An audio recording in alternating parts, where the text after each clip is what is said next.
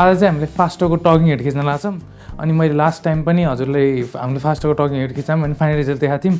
आज चाहिँ हामीले यो टकिङ हेड चाहिँ कसरी खिच्छौँ अनि यो सेट कसरी रेडी गर्छौँ। अब चाहिँ हाम्रो यो लाइट साइड लिएर हाम्रो बेसिक आइडिया चाहिँ एउटा सानो डिस्कसन भइसक्यो हामीले कसरी खिच्ने भन्दा चाहिँ अब लाइट साइड ल्याउने मनिष दाइ रेडी हुनुहुन्छ अनि त्यसपछि चाहिँ सुट सुरु हुन्छ। म हजुरलाई अब गाइड गर्दै गर्छु हाम्रो चाहिँ कसरी हुन्छ प्रोसेस भनेर।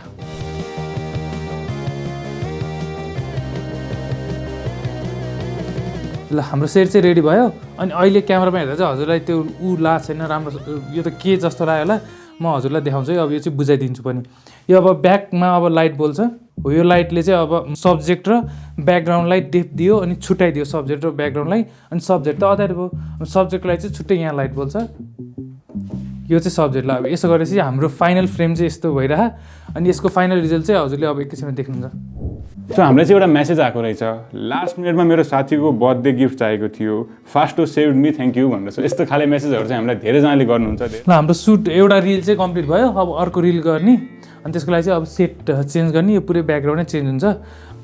यो चाहिँ अब सेट नम्बर 2 हो अनि यहाँ चाहिँ अघि नै भन्दा अलिकति डिफ्रेन्ट गरेछौँ। अघि नै चाहिँ हामीले यो सब्जेक्टलाई दिनुपर्ने लाइट थियो त्यसपछि ब्याकग्राउन्ड लाइट थियो अहिले चाहिँ हामीले दुइटै लाइटलाई चाहिँ बाउन्स गरेछौँ। बाउन्स गर्दा चाहिँ के फाइदा हुन्छ भन्दाखेरि चाहिँ ठुलो स्पेस चाहिँ एकैचोटि फिल गर्छ अनि हामीलाई चाहिँ यो प्रपरली लाइट भएन भन्ने चाहिँ हुँदैन एकैचोटि रुमै लाइट अफ बस्छ नि त। अहिले त कोठाको लाइट बोले होइन यो दुइटा लाइटले बाउन्स गरेर मात्रै पनि बस्छ। यसले गर्दा चाहिँ सब्जेक्टलाई डाइरेक्ट हार्स लाइट पर्दैन अनि स्मुथ लाइट पर्छ अनि यही हो फ्रेम। यसको फाइनल रिजल्ट चाहिँ अब स्क्रिनमा आउँछ। फास्टोमा त केही सामान नै पाइन्न सबै सामान आउट अफ स्टक भयो भनेर धेरैजनाले कम्प्लेन गर्नुहुन्छ विच इज ट्रु।